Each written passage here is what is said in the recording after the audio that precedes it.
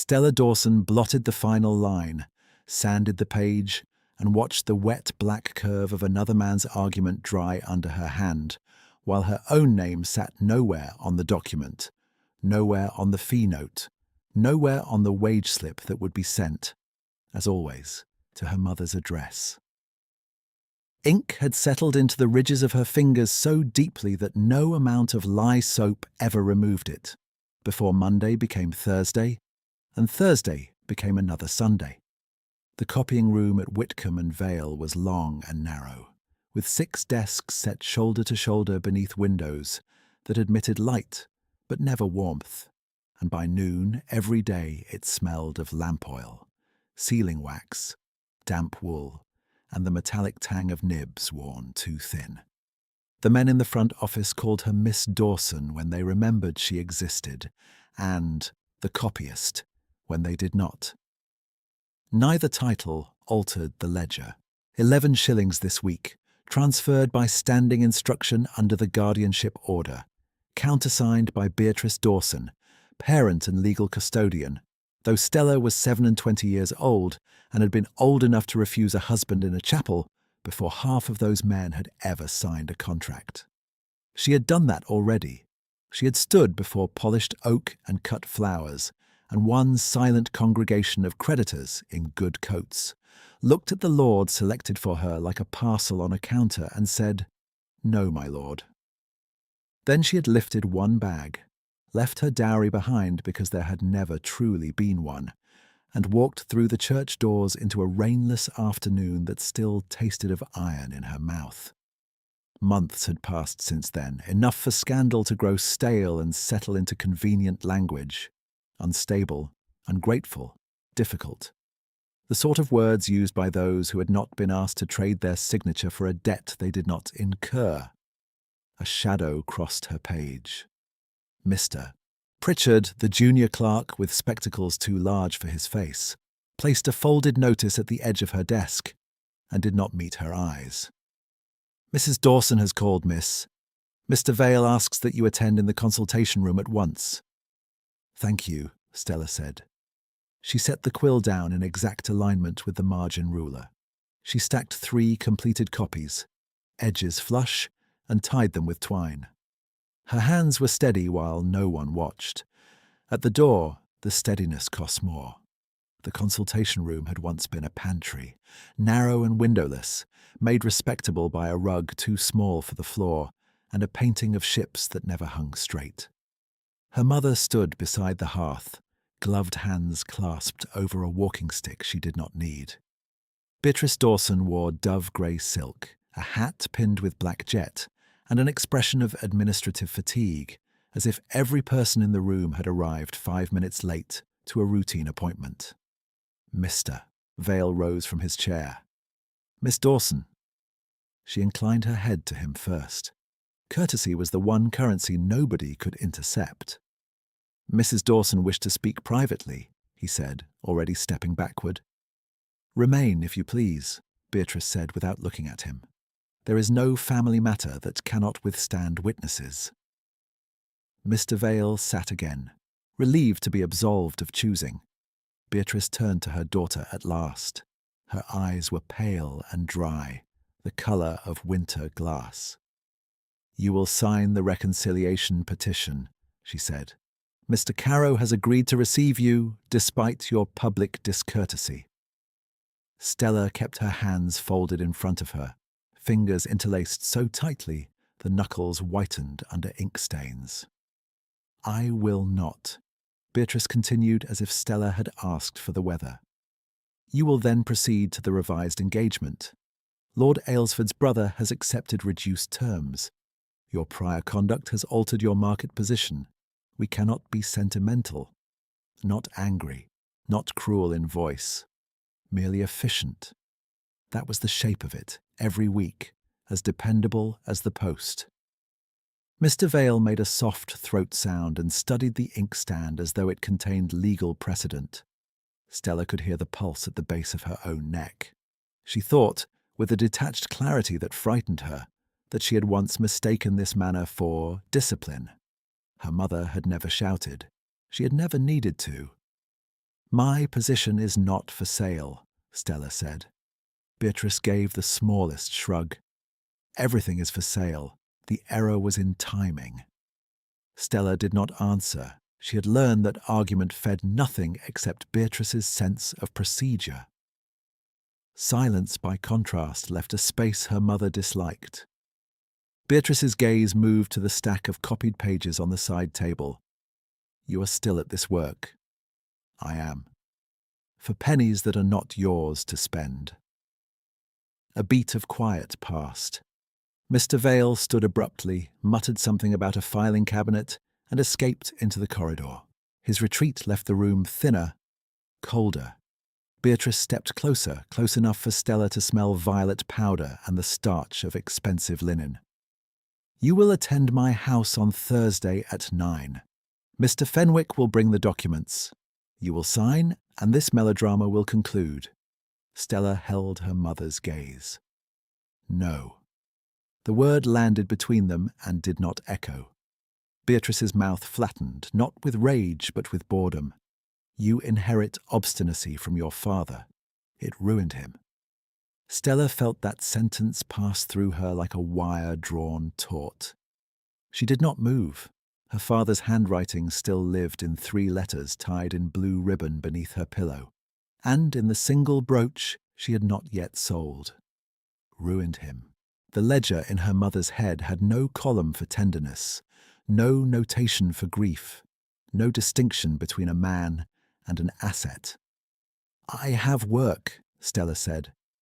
Of course you do, Beatrice replied, and tapped the walking stick once on the rug, though her hand had not trembled at all. See that you remember Thursday. She left without farewell.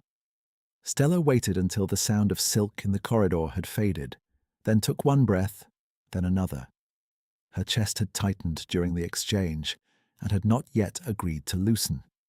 She reached for the door and stopped when voices rose just beyond it, crisp through the half-open panel. Beatrice again speaking to someone Stella could not see. The girl mistakes refusal for leverage, her mother said. The guardianship clause remains valid while she is unwed, and her earnings continue through assignment. We will require a stricter supervision term once this second arrangement is announced. A man answered, older, cautious. Mrs. Dawson. If Miss Dawson challenges capacity, a judge may request inspection of the original deed. Then the original will not be requested, Beatrice said. Do not perform conscience at me, Mr. Fenwick. Draft what I asked. Stella's hand tightened on the latch until the metal bit her palm. Ink had dried at the base of her thumb in a black crescent. She stared at it, while the voices moved farther down the passage. The condition was inserted before her majority, Fenwick said more quietly. She was not shown the full text. She was shown what was necessary. Their footsteps receded.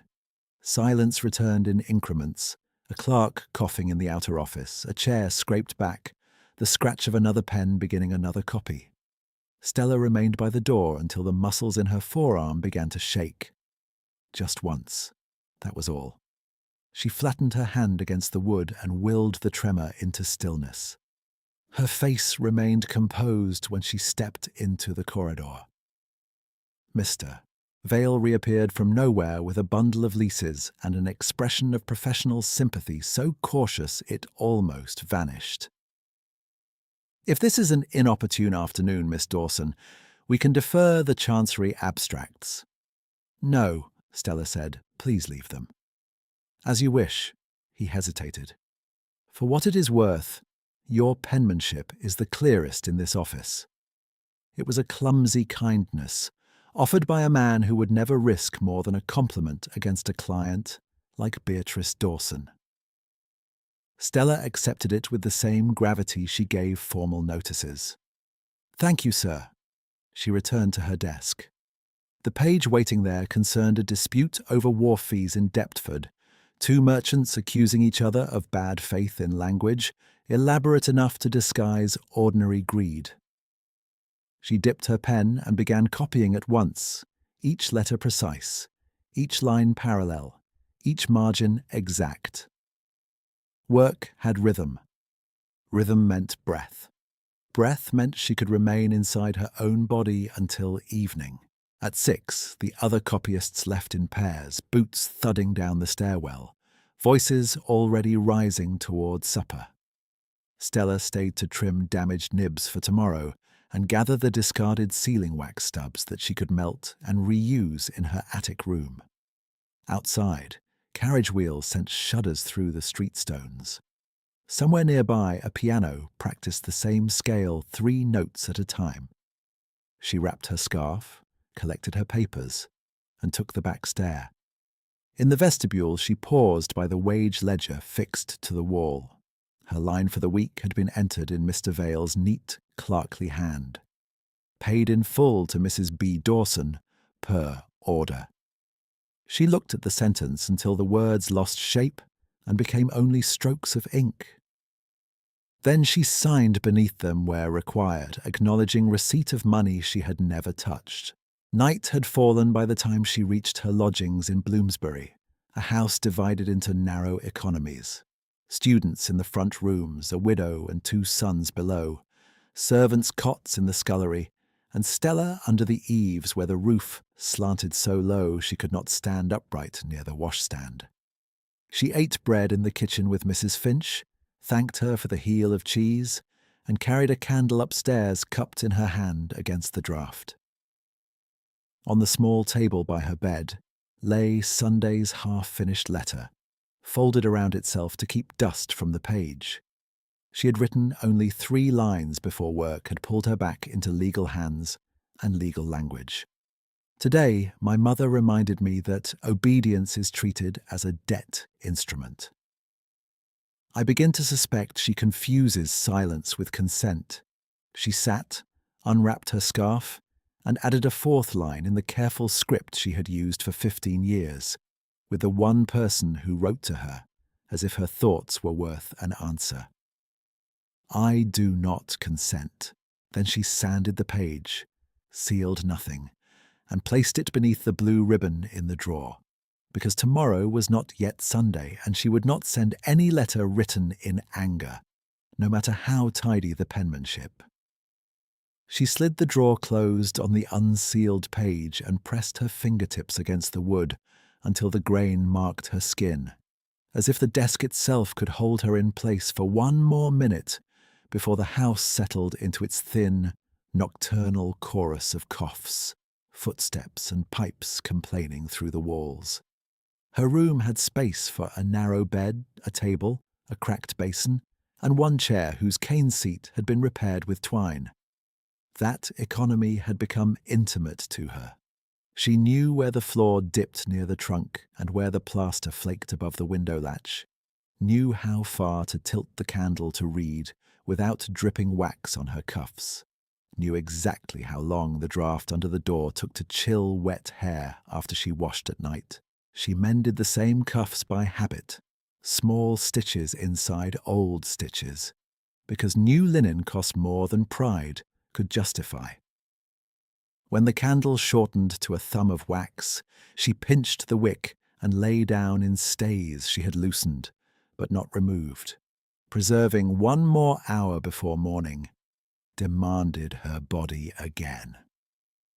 At dawn she woke before the housemaid knocked and folded her blankets square enough to satisfy an inspector. By the time the bells marked 7, she had boiled water over the kitchen grate, eaten yesterday's crust with tea so thin it tasted mostly of tin, and stitched a missing button on her bodice with thread pulled from a hem. Mrs. Finch's younger boy came in carrying coal and grinned when Stella traded him 2 broken sealing wax sticks for a slate pencil. Small commerce, small loyalties. In that kitchen where steam clouded the window and onions hung from hooks above the table, she was addressed by name more often than in the office where she spent her days. She walked to Whitcomb and Vale with her satchel under her arm and her gloves folded in her pocket to preserve the fingers. In Russell Square, 2 ladies she had once met at an assembly turned their heads a fraction too late to pretend they had not seen her.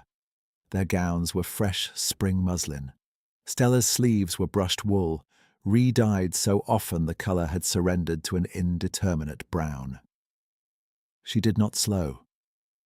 She reached the office before the fire had fully taken, lit her lamp herself, and sharpened 3 nibs before the first clerk arrived. The morning passed in legal hands and legal language. Affidavits, leases, petitions, inventories of silver and horseflesh, and disputed fences, each line copied in the same narrow script that had become so reliable, men trusted it more than their own memory. At 11, Mr. Pritchard asked for her notes on a bankruptcy file and received them in order, tied with twine. At noon, sandwiches were sent to the front room for the solicitors. Stella took her bread in the back kitchen beside the maid, who scrubbed ink from rags. At 2, Mr. Vale dictated changes while standing over her shoulder, smelling faintly of lavender water and stale paper. She wrote the amendments without error. At 5, he thanked her by saying, "You are efficient, Miss Dawson," with the same tone another man might have used to commend a well-made cabinet.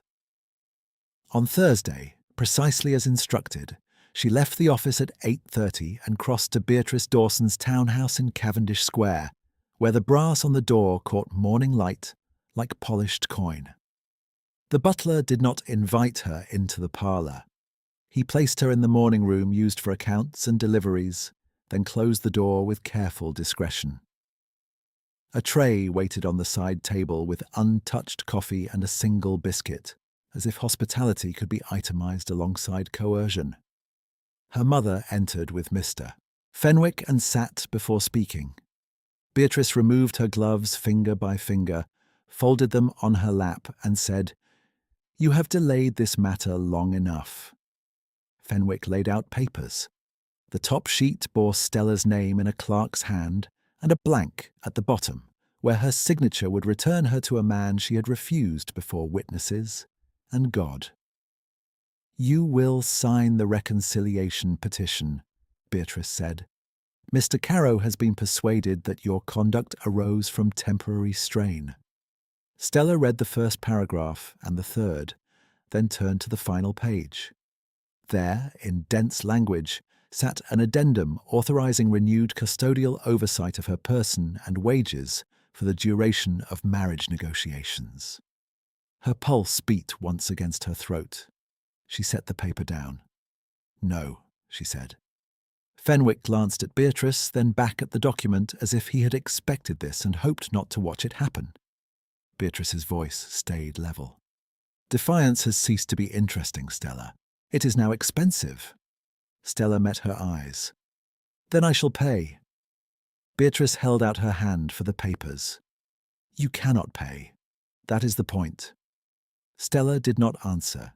She rose, inclined her head to Fenwick, and left before dismissal could be granted or withheld. On the step outside, she paused only to pull her gloves on and smooth the crease where one knuckle had worn through. By the second week of March, her life had narrowed into a pattern so exact she could have described each day by sound alone. Milk cart at 6, clerk's cough at 9, bells at 1, the fishmonger shouting under her window at dusk. Yet Sunday remained its own small sovereignty. She attended early service at St. Jude's, sat near the back where no one expected conversation, and listened to prayers she did not always trust, but still needed to hear. Afterward, she returned to her room, unlocked the drawer and unfolded the letter she had written in anger 4 nights before. She read it once, crossed out nothing, and added 3 measured lines. "You asked last month whether silence can become a habit of the soul. I think it can become armour. I am uncertain whether armour and prison are always separate things." She signed with the cipher she had used since 14, 3 marks that meant nothing to anyone in Bloomsbury, and everything to one unseen reader who had never mocked her for asking difficult questions. For 15 years she had written to him each month, first under the supervision of a governess who called it a language exercise, later in secret after the governess married and left. He had begun as a name withheld by a charity correspondence circle and had become a mind she recognized by cadence, precise, unsentimental, unexpectedly gentle when the subject was grief. He never asked for her portrait. He asked what she was reading. He asked whether fairness in law could survive hunger. He asked what she feared becoming. She sealed the envelope with salvaged wax and walked to the post on Great Russell Street. The clerk there knew her by routine and weighed the letter without comment. She watched it disappear into the locked bag and felt, as she always did, the brief dislocation of trust sent out blind.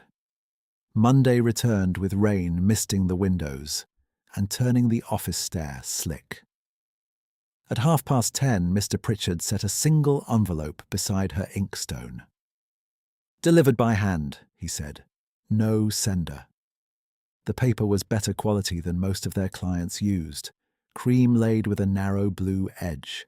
Her name had been written in the angular script she could have recognized across a crowded street. She did not open it at once. She finished the line before her, sanded the page, and blotted carefully, because haste made witnesses. Then she broke the seal. Inside was one sheet, folded once, signed with the familiar cipher at the bottom. She read the first lines standing at her desk while 3 clerks argued over a court fee behind her. "Miss Dawson, I ask, for the first and only time that we meet in person. British Museum Reading Room, Thursday 1 o'clock at the North Alcove desk." Then the line below, written as steadily as a legal declaration. "I was the man at your altar, and I would ask you to hear me before you condemn me, forever." The room did not move, but her body registered impact as if struck. Breath shortened, shoulders locking, a coldness beginning under her sternum and spreading outward to her wrists.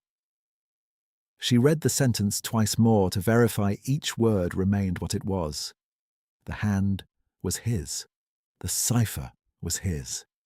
The claim was absurd, intolerable, and phrased with the same disciplined restraint that had crossed years of paper between them. She folded the letter and slid it inside her ledger. Her hand had begun to tremble. She pressed it flat to the desk until the shaking passed. Across the room, Mr. Vale called her name for a correction in a tenancy abstract. She answered, took the file and copied figures until noon, with such clean precision that no one looked at her twice. Thursday came under a washed grey sky. At 12:40, she left the office on the pretext of collecting references from the museum catalogue for a trade dispute file, a task plausible enough to invite no question. The British Museum steps were crowded with scholars, clerks, and gentlemen of leisure, wearing expressions of proprietary fatigue. Inside, the rotunda swallowed sound and returned it softened.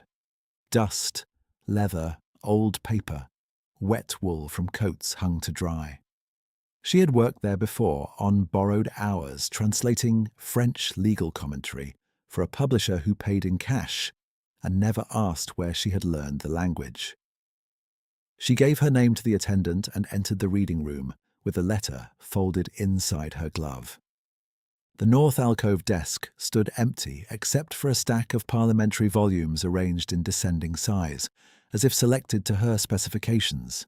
She had not requested them. She had requested nothing. A man at the nearby service table looked up as she approached. She had seen him often in recent weeks, moving quietly between desks, retrieving ledgers before scholars rang the bell, correcting shelf marks from memory. He wore a plain dark coat, unadorned, sleeves turned once at the cuff. His hair was dark, cut without fashion. His face would have been called ordinary at first glance. The second glance always stayed longer. His eyes were grey, direct, and attentive in a way that made pretense feel both unnecessary and unwise. He inclined his head, formal as any steward in a great house. "Miss Dawson," he said. She stopped beside the chair and returned the courtesy with care. "Sir." His gaze flicked once to the books laid out for her, then back to her face. The faintest pause followed, not uncertainty, but decision. "This table is yours." The words were simple enough to belong to courtesy, yet they struck her with the force of recognition, because he had chosen the north alcove desk, the one with steady light and no draught, the one she always sought when she came here to work for pay that did not ask who she had once been. Stella set her satchel down and removed her gloves, finger by finger. The folded letter remained hidden in the left glove, pressing against her palm like a small, hard pulse. She could have taken it out, placed it between them, and demanded an answer in language no misunderstanding could survive. Instead, she drew out her notebook, uncapped her ink, and opened the top parliamentary volume to the marked page. "Thank you," she said.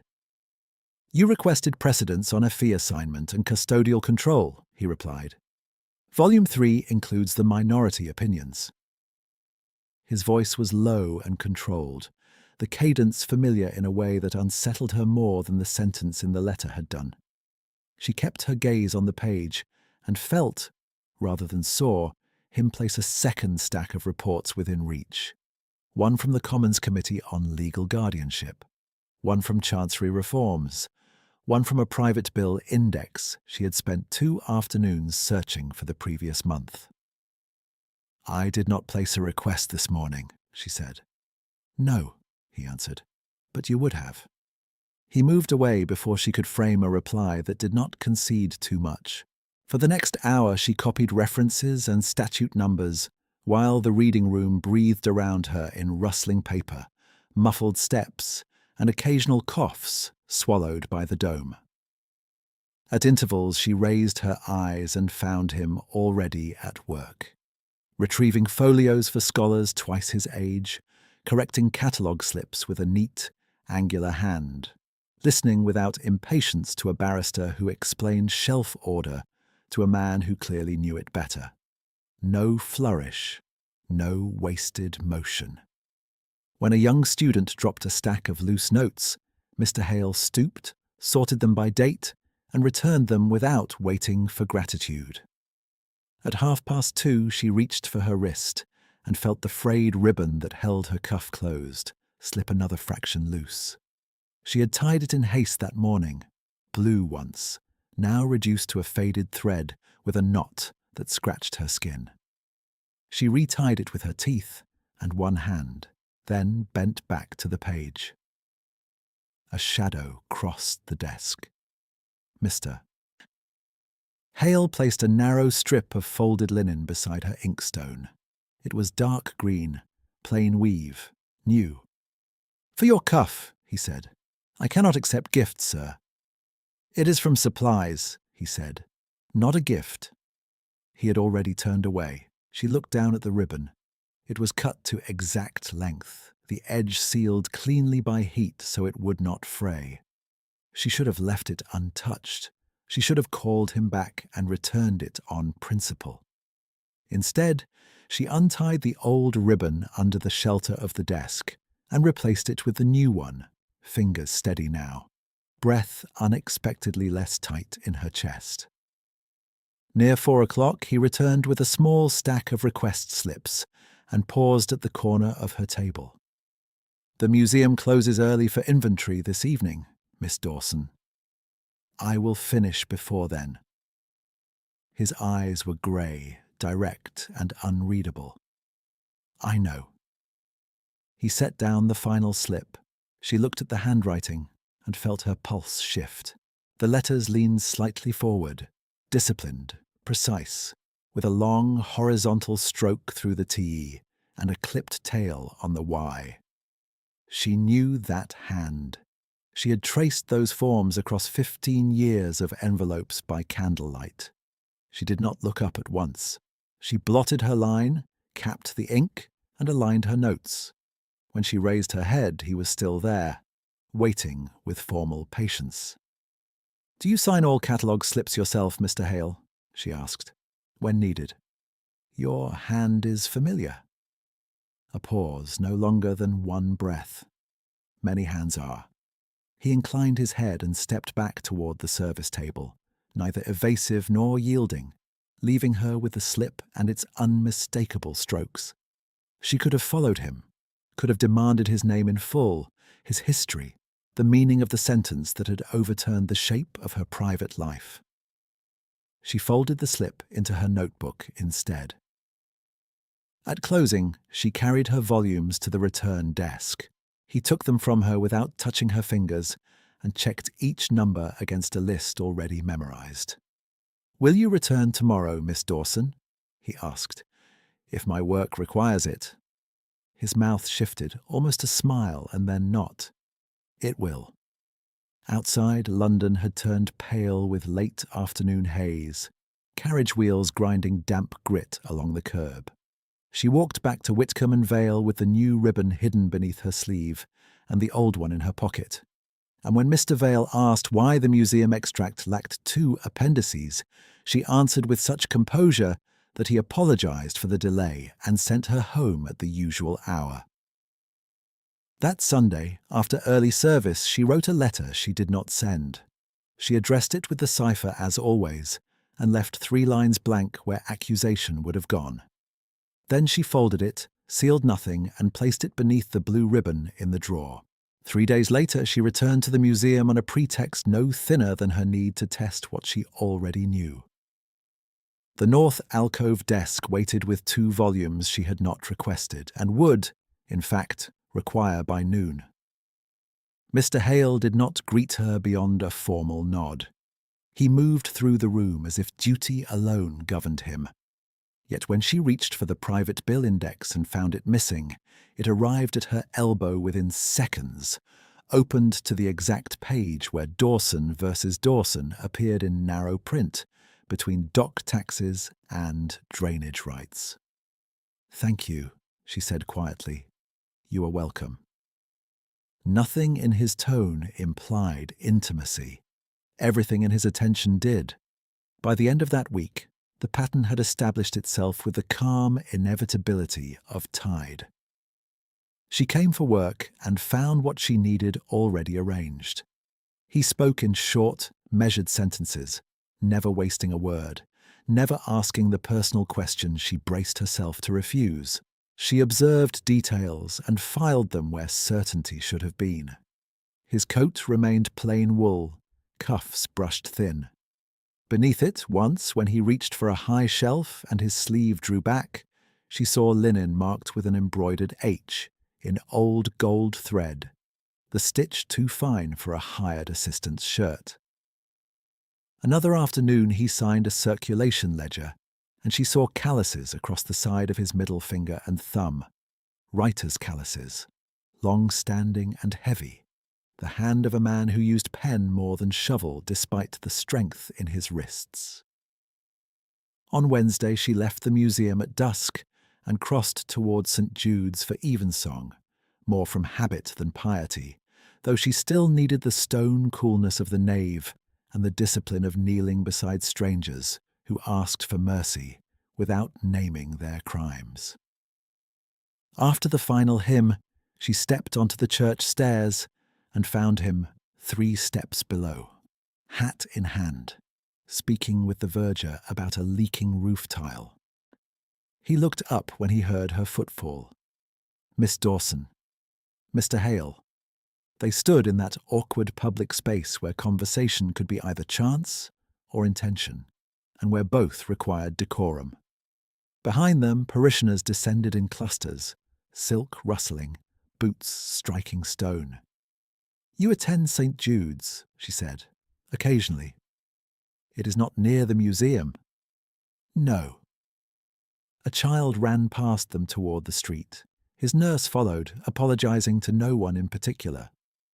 Mr. Hale stepped aside to clear the path before the nurse reached them. The movement was instinctive and authoritative at once, the kind of space-making she had seen in men accustomed to being obeyed. "You are far from Bloomsbury, Miss Dawson," he said after a moment. "I could say the same." You could. No smile this time, only the faint softening around his eyes that made his severe face look, for one suspended second, younger and unexpectedly tired. She tightened her gloves. I should not keep you, she said. You are not keeping me. Silence held between them, not strained, not easy. Bells began again above the roofline, low and measured. At last he inclined his head in the old, formal way. Good evening, Miss Dawson. Good evening, Mr. Hale. She walked home with the sound of bells at her back and an unreasonable awareness of the green ribbon at her wrist. A week passed before she saw him outside the museum again. On Tuesday evening she climbed the narrow stair to Hollis and Bream, the publisher who paid her for translating French legal digests. No respectable lady was expected to read. The office occupied 2 rooms, above a print shop, warm with the smell of glue, hot metal, and damp paper. She was usually admitted through the side door, handed a packet, and dismissed within 10 minutes. That night, the junior clerk at the front desk looked up, startled. Miss Dawson, Mr. Bream is engaged. I was told to collect the Rams arbitration excerpts. He shuffled papers, avoided her eyes, and lowered his voice. There is a dispute over payment. You may need to return Friday. From the inner office came Mr. Bream's irritated baritone and another voice she recognized at once. Mr. Hale, calm, concise. The agreement states delivery on Tuesdays, Hale said. Miss Dawson is here. You will release the packet now. Sir, this is an internal accounting matter. It is a contractual matter. The door opened. Mr. Bream emerged with a sheaf of tied pages and the expression of a man outmaneuvered in his own house. Behind him stood Mr. Hale in the same plain coat, hat under his arm, gloves tucked at his belt. Nothing about him announced rank, yet the room had already reordered itself around his decision. Mr. Bream thrust the packet towards Stella. You may take these. She accepted it. Thank you, sir. Bream retreated without farewell. The junior clerk suddenly discovered urgent work in a drawer. Stella turned to Mr. Hale. I was not aware you were acquainted with Mr. Bream. I am acquainted with his contracts. That was not your responsibility. No, he said. It was still required. She searched his face for explanation and found only steadiness. You intervene often for museum assistants, Mr. Hale? A pause, and then, with quiet precision, only when terms are altered after labour is performed. Not chivalry, principle. The distinction mattered to her in ways she had stopped expecting others to understand. They descended the print shop stairs together and stepped into a narrow lane lit by 2 lamps and the spill of light from a baker's back door. A cart rattled past, close enough that she moved towards the wall. He shifted fractionally between her and the wheel without comment, and stepped away again as soon as it cleared. Will you walk north? He asked. I will. He matched her pace for half the street, and then stopped at the corner where their routes divided. There is a committee digest in tomorrow's post at the museum, he said. It includes the 1819 guardianship amendments. I have been seeking that for months. I know. The sentence settled between them with quiet weight. She could have asked how he knew. She could have asked why a reading room assistant tracked her legal battle as if it were a matter of state. She could have asked whether he had written to her at 14 about Cicero and conscience, at 19 about hunger wages, at 24 about the architecture of fairness in flawed institutions. Instead, she said, Good night, Mr. Hale. His reply came softer than she expected. Good night, Stella.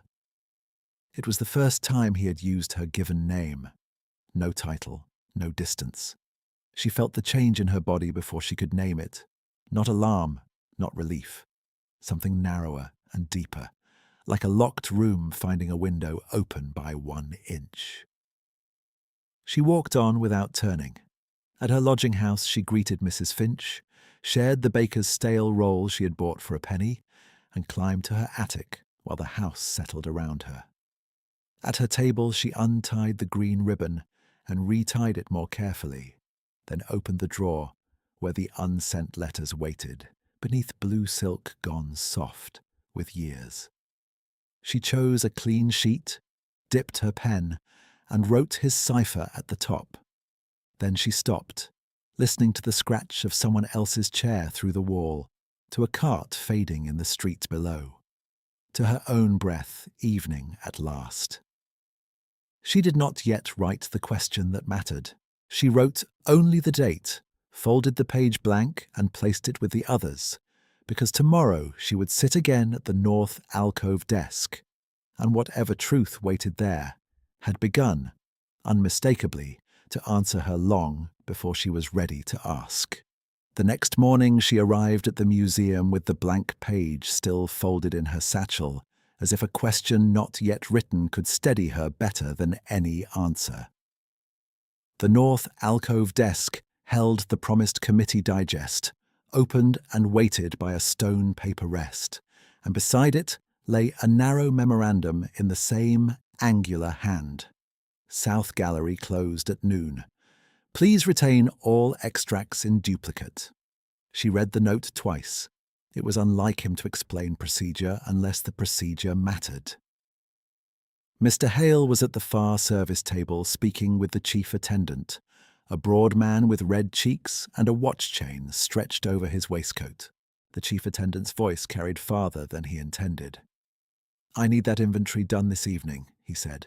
If the Ashcombe collection remains unsorted, trustees will complain to the board. It will be done, Mr. Hale replied. You said that yesterday. I am saying it now. No edge in his tone, no apology either. The chief attendant gave a short, dissatisfied breath and moved off toward the catalogue room. Mr. Hale did not look toward Stella. He lifted a stack of accession ledgers alone and disappeared through the south door.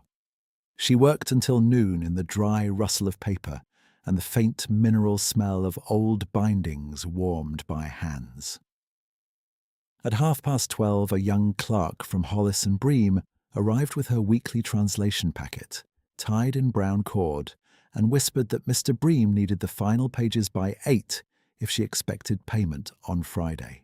Stella thanked him, set the packet by her satchel, and copied 2 more pages from the digest before she allowed herself to eat the heel of bread in her pocket.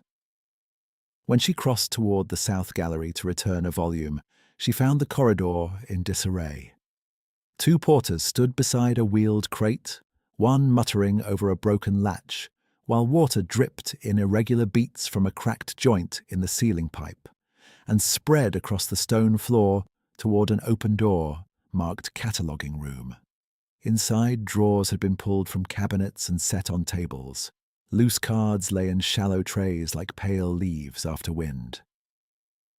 The elderly cataloguer she had seen beside Mr. Hale on several afternoons, Mr. Ames, stooped and meticulous, spectacles tied with black thread, was trying to lift a tray with both hands. The tray tipped. Cards slid, white against wet stone. No, no, no, Mr. Ames whispered, voice breaking on the last word. Stella set down her volume and stepped into the doorway. Sir, where are your drying sheets kept? He stared as if he had not understood the question. Drying sheets, she repeated. Blotting paper, where? Cupboard, 3rd shelf, he said. But miss, this room is staff only. Water tapped from the pipe into a tin pail with a maddening, measured sound. From the corridor came the chief attendant again, sharp with impatience. Hale is in the trustees' ante-room. He cannot leave. Ames, I need those Ashcombe cards legible by close. Mr. Ames made a helpless motion toward the wet floor. Stella crossed to the cupboard, found 2 wrapped reams of blotting sheets, and carried them to the nearest table. Then we begin now, she said. Tell me the order. He blinked at her, then at the falling drip. Chronological accession, then sub-entry by donor. I can follow that. She removed her gloves and laid them on a dry ledger. For the next hour, she and Mr. Ames worked side by side, lifting damp cards one by one, pressing each between blotting sheets, then setting them in rank on clean boards to keep the ink from bleeding into names and dates. The room smelled of wet paste and old dust, and the skin at the back of her neck cooled under the draught from the cracked pipe. Twice she heard visitors laugh in the corridor at something unrelated and felt the absurdity of two people trying to preserve order from a paper flood while the rest of London turned toward luncheon. At one point, Mr. Ames's hands began to shake hard enough that he dropped a stack. Stella steadied the pile with her forearm and spoke without looking up. "Sit, sir. Dictate sequence. I will place. You have your own work. I am doing it." He sat. He dictated. She placed cards in tight rows until the sting of wet paper opened the skin at her index finger and left a thin red line across the knuckle. She wrapped the finger with a strip torn from her handkerchief and continued. By 3 o'clock, the first trays were dry enough to refile. By 4, the leak had slowed to intermittent drops. Mr. Ames's breathing had eased, though his face still held the grey cast of strain.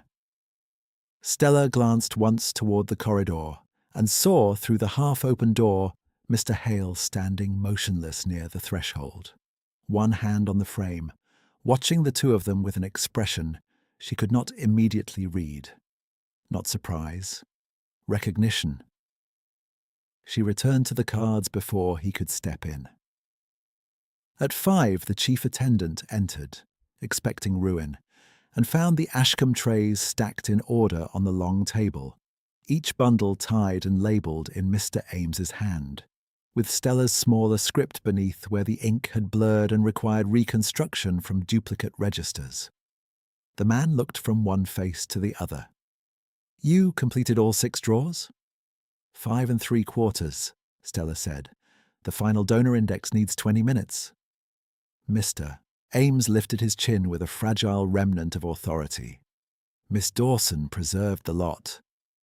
The chief attendant's gaze settled on Stella's wet sleeves, then on the translation packet still unopened on the side chair, the brown cord darkened where water had reached it. He cleared his throat. "You are not museum staff, miss." "No." "Yet you remained." "Yes." He hesitated, as though gratitude were not a language he used with women who carried ink on their cuffs. "The trustees will be informed that loss was prevented. Mr. Hale's department will not be censured." She nodded once. Then it was worth the time. When he left, Mr. Ames pressed both palms flat to the table and whispered, "You have spared an old man a public dismissal." "You have spared the records," she said. "We are even." She gathered her gloves. The leather was stiffening where it had dried in ridges. Her translation packet had absorbed water at one corner. The top pages were warped, and 2 sheets had bled at the margins beyond use. She knew precisely what that meant. No delivery by 8, no Friday payment, no coal purchased this week without sacrificing food. The arithmetic was clean. She slid the packet into her satchel anyway. At the door she found Mr. Hale waiting in the corridor, hat in hand, sleeves rolled once above the wrist. He looked at the bandage around her finger, then at the wet hem of her dress. "You missed your publisher's deadline," he said. "Yes. For work that was not yours. It became mine when no one else was doing it." His jaw shifted. "Miss Dawson." "Mr. Hale, if you intend to thank me, do not." She adjusted her satchel strap. "Mr. Ames needed assistance. Your department needed those cards. That is all." A long breath moved through him, almost visible in the still air of the corridor. "You have made a habit of costly principles." "Have I?" "You know you have." She met his gaze. His eyes were grey, steady, and, for the first time since she had known him in person, unguarded enough to show strain, not merely fatigue. concern held on a hard leash. "What I know," she said, "is that records matter. They are often the only witness poor people possess." Something changed in his face then, subtle and irreversible. He did not smile. The severity remained, yet the distance within it thinned. "I will see you to the street," he said. "That is not necessary." "It is raining." She had not noticed the sound until he said it, a fine, persistent patter against the high windows.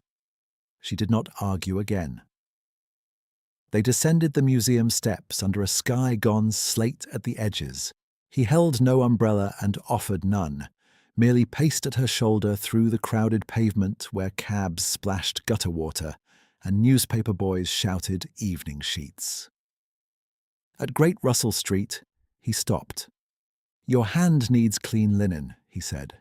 "Change the bandage tonight." "I will." "And the translation pages?" "I will recopy them." "By morning?" "By morning." He looked as though he intended to issue an order and thought better of it. "Good evening, Miss Dawson." "Good evening, Mr. Hale." She walked the rest of the way to Bloomsbury in rain that found every gap in her seams. In the kitchen, Mrs. Finch saw the state of her sleeves and clucked under her breath, then set a kettle on the grate without asking questions.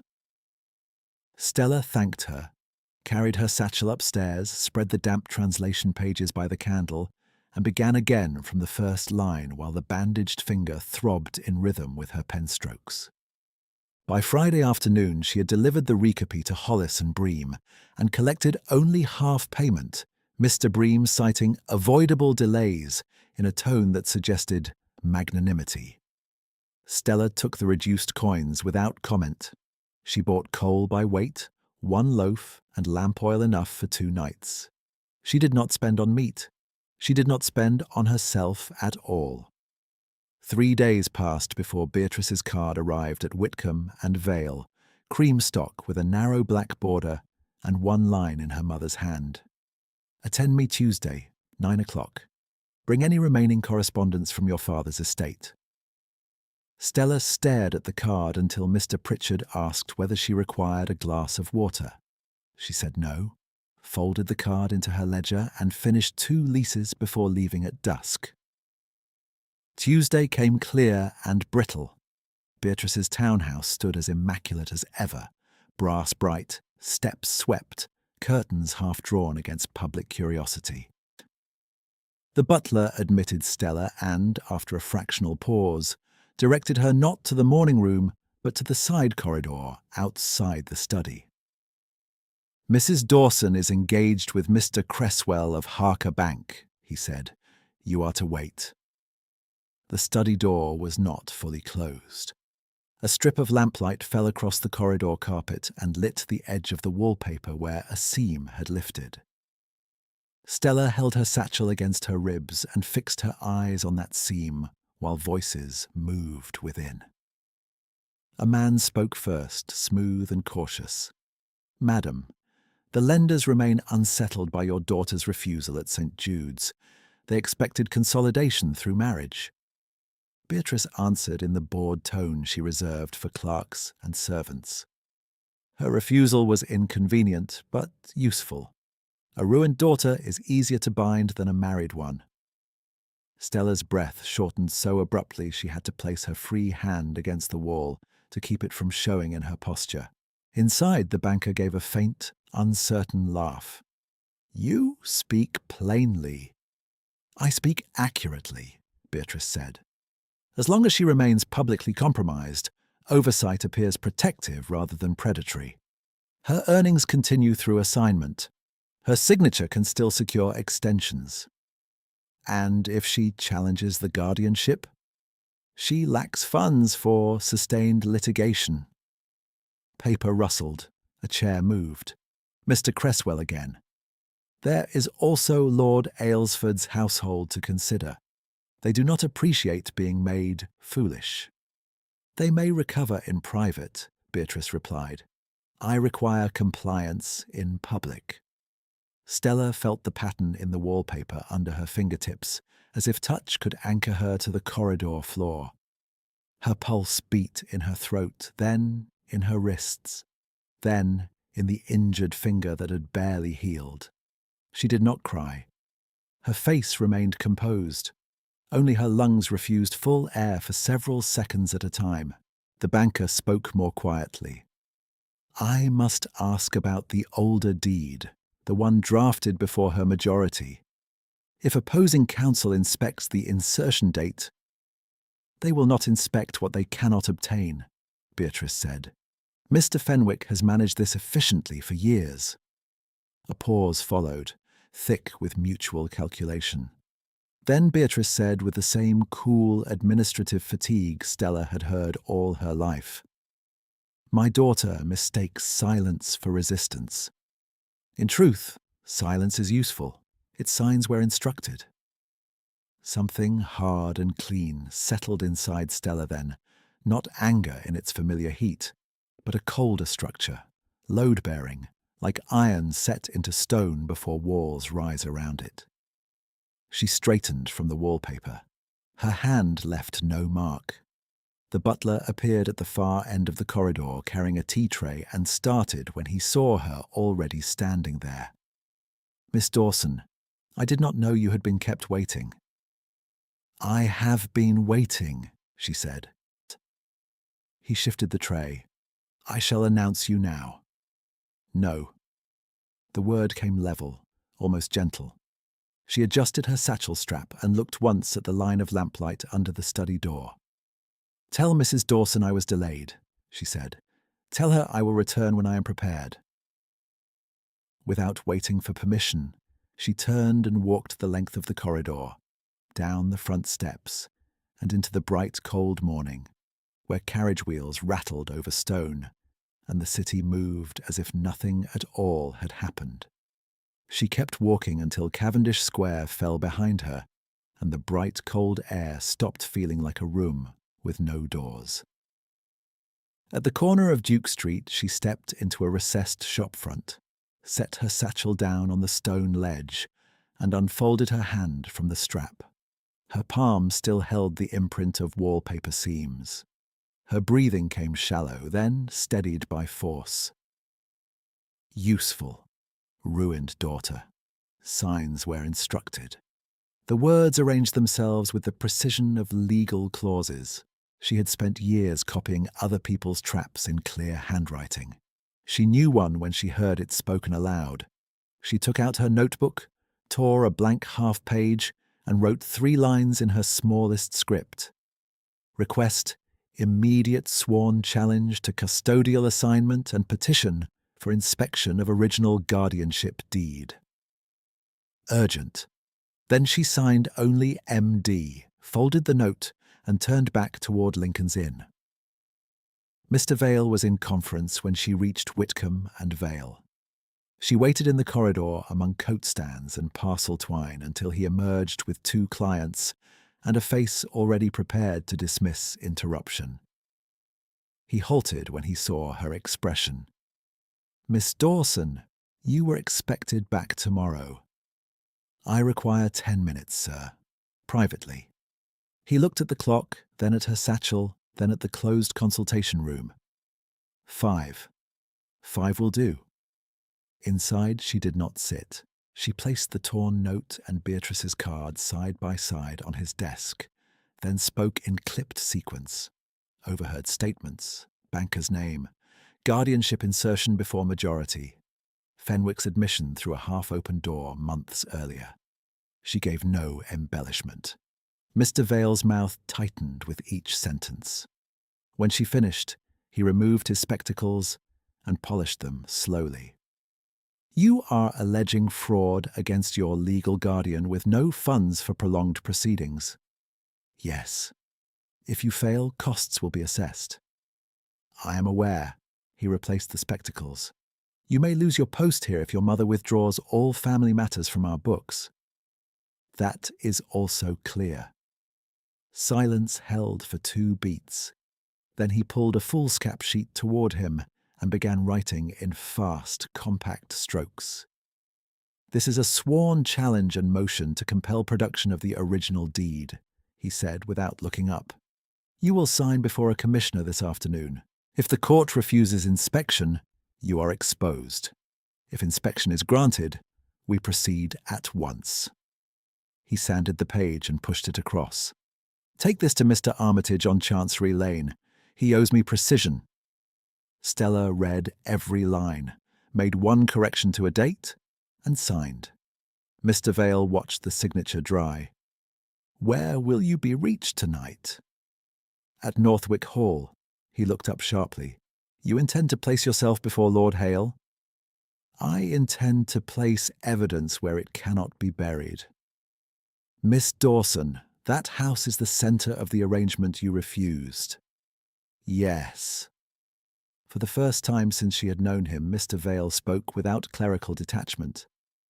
"Then go, before your courage consults your fear."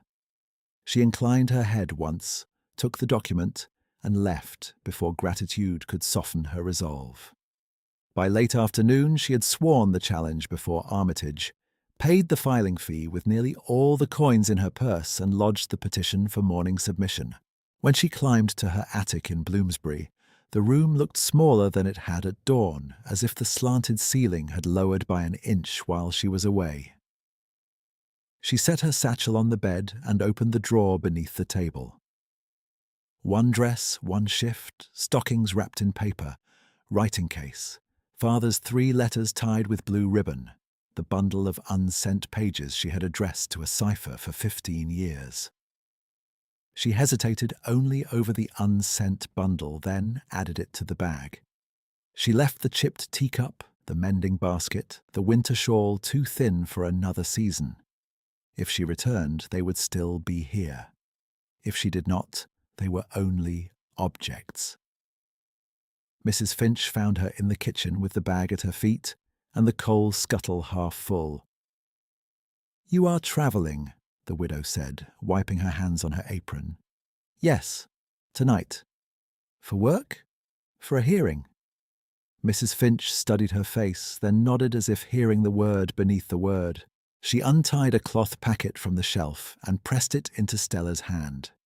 2 hard-boiled eggs, a heel of bread, and a sliver of cheese wrapped in yesterday's newspaper. "I can pay you Friday," Stella said. "You can pay me when the hearing is done." Stella swallowed once. "Thank you." She wrote a note for the mantel in case she did not return by week's end, naming where her wages should be directed if letters came, then took her bag and walked back to Cavendish Square before the lamps were fully lit. The butler opened the door and blocked the threshold by habit. "Miss Dawson, Mrs. Dawson is not receiving." "She will receive me now." "Madam has company." "Then she has witness." He attempted polite resistance.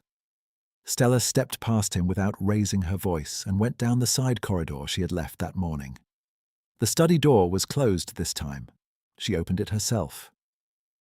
Beatrice sat at her desk with Mr. Fenwick beside the fire and a decanter untouched on the sideboard. Both looked up. Neither rose. Beatrice spoke first, bored and precise. "You were instructed to attend at 9. "I attended," Stella said. "I listened." Fenwick's hand tightened on his folio. Beatrice set down her pen. "If this is another gesture, keep it brief." Stella placed the sworn challenge on the desk blotter. "You will be served in the morning. I have petitioned inspection of the original guardianship deed and all amendments." For the first time, Beatrice's expression shifted, not to anger, but to alert calculation. "With what funds?" "My own. You possess none." "I sold what remained." Beatrice glanced at Fenwick. "This filing will not stand." Fenwick did not answer at once. "If sworn and docketed, it stands pending review." Beatrice turned back to Stella. "You are not equipped for litigation. Neither are forged dates." The room went very still.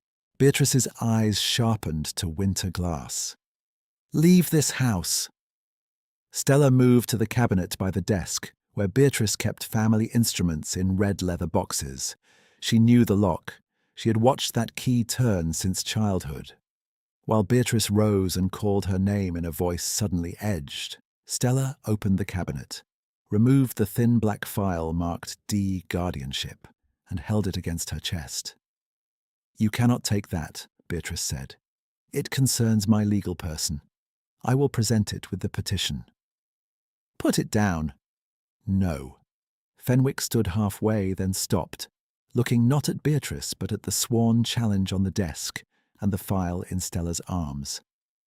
"Mrs. Dawson, if the matter is before Chancery, retention may be construed as interference." Beatrice stared at him as if he had spoken treason.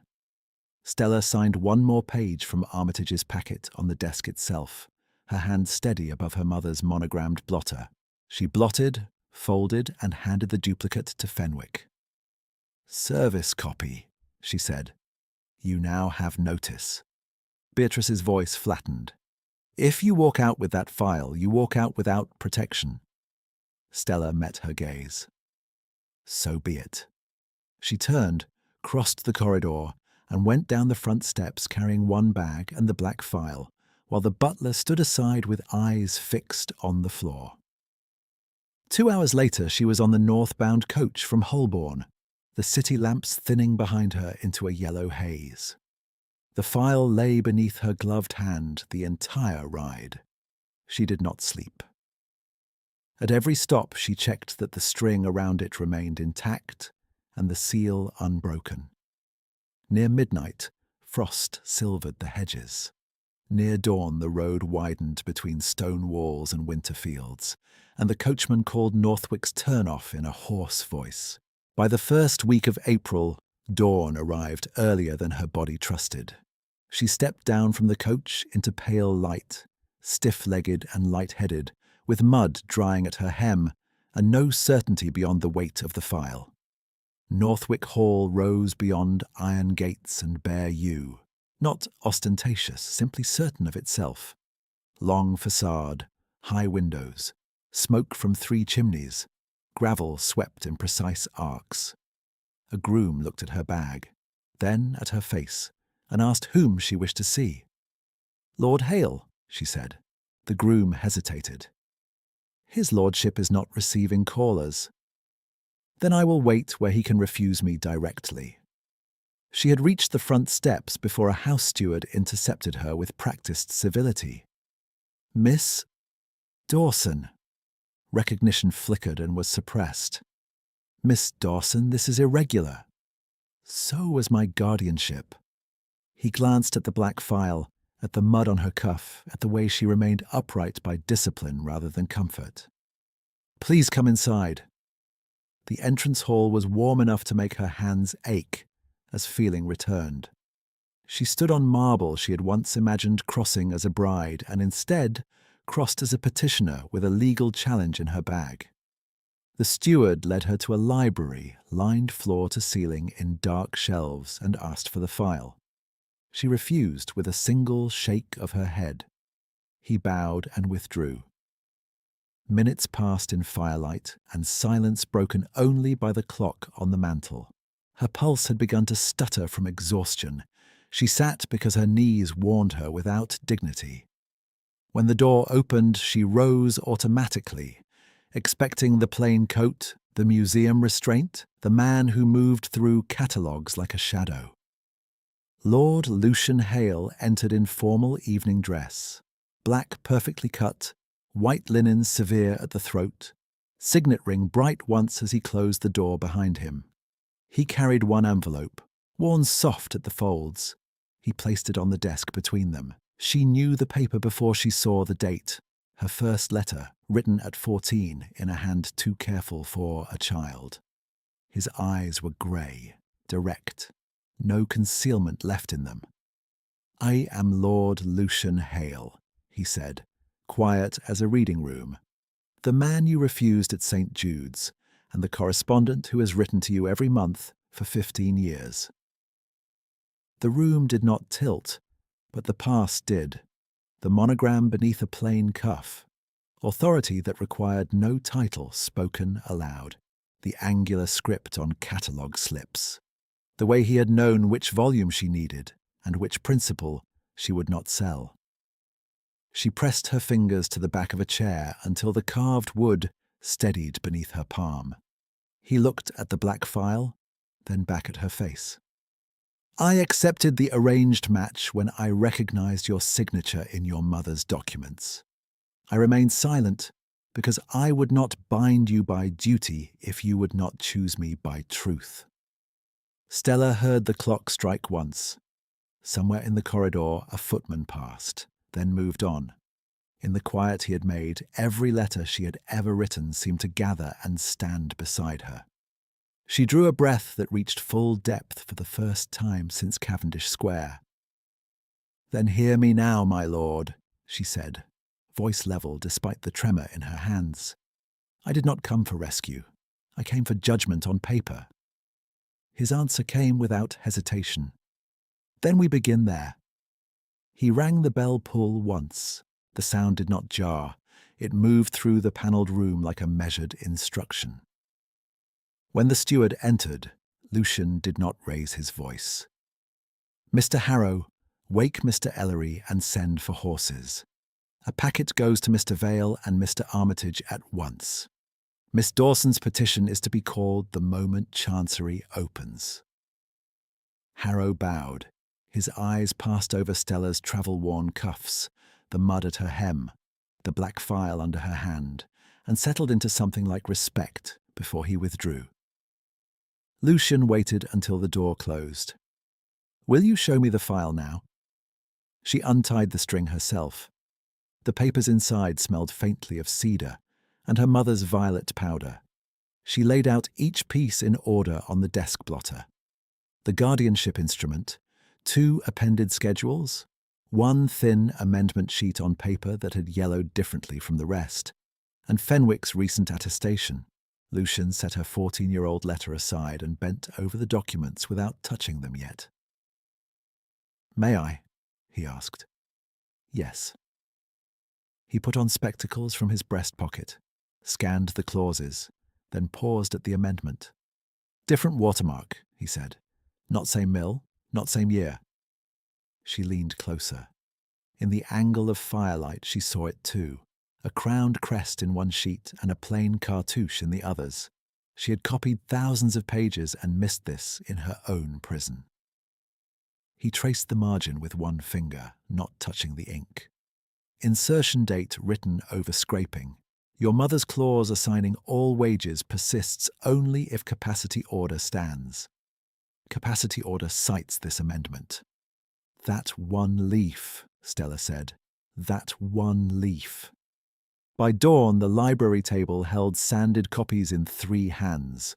Stella's narrow script, Lucian's angular corrections, and Mr. Ellery's heavy solicitor's notation in the margins. Stella had not slept. She had changed the bandage on her finger as ordered, eaten half of Mrs. Finch's bread at Lucian's insistence, and tied the file with fresh tape while the first light turned the window panes pearl. 3 days had passed since she filed the petition, and at 10 o'clock that morning she stood in Chancery Chambers between Mr. Vale and Armitage, the black file on the clerk's table, while Beatrice Dawson sat across the aisle in slate silk with Fenwick beside her, and Mr. Cresswell, 2 benches behind, studiously interested in his gloves. The judge was old enough that his voice emerged as gravel polished by habit. "Miss Dawson petitions inspection and nullification. Mrs. Dawson contests standing. Produce original instrument." Fenwick rose, presented a red leather box, and sat without meeting Stella's eyes. The clerk broke the seals, unfolded the deed, and handed it to the bench. Silence filled the room except for paper moving. The judge looked up. "Who drafted this amendment?" Fenwick stood again, throat tight. "My office entered it under instruction, my lord." "On what date?" 2 years after Miss Dawson's majority." A murmur moved along the back benches. Beatrice did not turn her head. The judge tapped the sheet once. This amendment is not contemporaneous with the instrument. It was not disclosed to the subject. Capacity assignment founded upon concealed alteration is void. Wage assignment falls with it. Beatrice spoke before Fenwick could touch her sleeve. My lord, my daughter has been unstable. Oversight was protective. The judge's eyes were pale and impatient. Protection does not include appropriation. He signed 3 orders in quick succession, sanded them, and passed them down. Custodial control terminated immediately. Prior earnings assigned under the void clause to be accounted and repaid from Mrs. Dawson's estate pending audit. Petition granted. Stella felt the bench rail under her palm, and only then understood she had been bracing against it. Beside her, Mr. Vale exhaled once, a sharp private sound. Beatrice gathered her gloves with deliberate precision. She said nothing to Stella as she rose. At the aisle she paused and looked toward Fenwick. He did not rise to follow her until she had already reached the door. Outside the chamber, Mr. Creswell bowed to Stella with hurried civility. Miss Dawson, Harker Bank will, of course, revise all associated ledgers in light of the court's clarity. She held his gaze. You may begin with the word daughter. He flushed and bowed again. Mr. Vale waited until the corridor emptied. I owe you 2 statements, he said. First, your line in our wage ledger was entered to your mother under protest from me after the first month. I was overruled by instrument. Second, when this office receives your repayment schedule, I shall ensure every shilling is traced. Stella looked at the man who had once offered her only a cautious compliment in a pantry made into a consultation room. Thank you, sir. He inclined his head, formal and almost awkward. Your penmanship remains the clearest in this office. Today, at last, it is attached to your own name. By the middle of April, she returned to Whitcomb and Vale to sign the new payroll register. Mr. Pritchard held out the book with both hands, as if presenting an oath. Paid in full to Miss S. Dawson, he said, then corrected himself with a quick glance up. To Mrs. Hale, once notices filed. Miss Dawson for now, she replied. He smiled, relieved. As you wish. The next page in the ledger listed reimbursement entries from the Dawson audit. Sums her mother had diverted, sums now remitted under court order. Stella noted each figure, each date, each receipt number, and initialed them. No speech. Just record. That afternoon she crossed to the British Museum with a wrapped folio under her arm.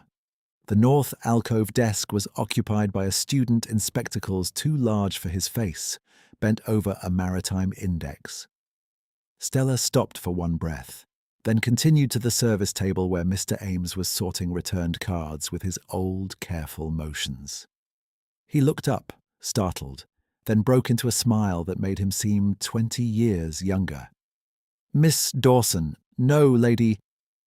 Miss Dawson, she said, for 1 more week. As you wish, miss. His gaze fell to the folio. What have you brought? She untied the wrapping and revealed a calf-bound volume. A copy ledger and drying protocols for emergency salvage, for cataloguing staff, in memory of that wet afternoon when you taught me donor sequence. Mr. Ames touched the cover with reverence. You made this? I copied it myself. The chief attendant appeared from the corridor, red-cheeked and wary until he recognized her. Miss Dawson, trustees asked that I convey formal thanks for your assistance in the Ashcombe matter. Mr. Hale's department received commendation, not censure. She glanced towards the north gallery where Lucian stood speaking with a porter, plain coat over immaculate posture, disguise now transparent to her even at distance. I am glad, she said. The chief attendant shifted. There is another matter. Hollis and Bream received notice from Lord Hale's legal office regarding delayed payment and altered terms to your translation contract. They settled arrears yesterday. So that thread too had reached paper. Stella nodded once. Then all accounts stand clear. She left the museum by the west steps and found Lucian waiting at the curb with no carriage, hat in hand, as if he had always intended to walk beside her rather than ahead. "Have all your documents been returned?" he asked. "Yes. The black file is lodged with Armitage. Certified copies are in my desk. The original, by order, is sealed in court archive. And your letters?" She touched her satchel. "With me." On the morning of their wedding, St. Jude's smelled of beeswax and stone warmed by early sun. There were no flower walls, no creditor rows, no bargaining whispers under music. Mrs. Finch sat in the second pew with her two boys, scrubbed and solemn. Mr. Vale stood near the side aisle with Mr. Pritchard, both in their best coats. Mr. Ames leaned on a cane beside the verger. Armitage held a leather portfolio containing license, orders, and the signed dissolution of every instrument that had bound her against her will. Beatrice did not attend. The gossip pages called her indisposed for the season. No one disputed the phrasing. In the vestry, Stella opened her satchel one last time. She removed her father's 3 letters tied with faded blue ribbon and placed them in the small inner pocket of her travelling case, which would go to Northwick that evening. She took out the bundle of unsent letters addressed to Lucian's cipher and set them on the table. He looked at the packet, then at her face. "May I read them?" "If you wish." "All of them?" "All that were never posted." He laid his hand over the bundle without opening it yet. "Then I will read one each Sunday and answer each one, even late." She had not planned to laugh, but the sound came anyway, quiet and surprised, and eased something that had lived tight in her chest for years. In the chapel, vows were spoken in plain language. When asked, she answered without tremor. "Yes." When asked, he answered in the same calm tone he had used in the reading room and in the library, and in every place where he had chosen action over declaration. "Yes." At the church doors, where she had once walked out alone with one bag and no certainty, they paused together while the bells began. Lucian offered his arm, not as possession, not as rescue, but as invitation. Stella took it. On the top step she looked over the square, Mrs. Finch dabbing at her eyes with unapologetic force, Mr. Vale pretending to study the sky, Mr. Ames smiling into the light, Mr. Pritchard waving before remembering decorum. London moved beyond them in carts and calls and ordinary urgency, and for the first time it did not feel like a machine designed to grind her down. It felt like a city with room enough for her name. She adjusted the green ribbon at her wrist, tucked her glove over it, and descended beside her husband into the morning that belonged to them both.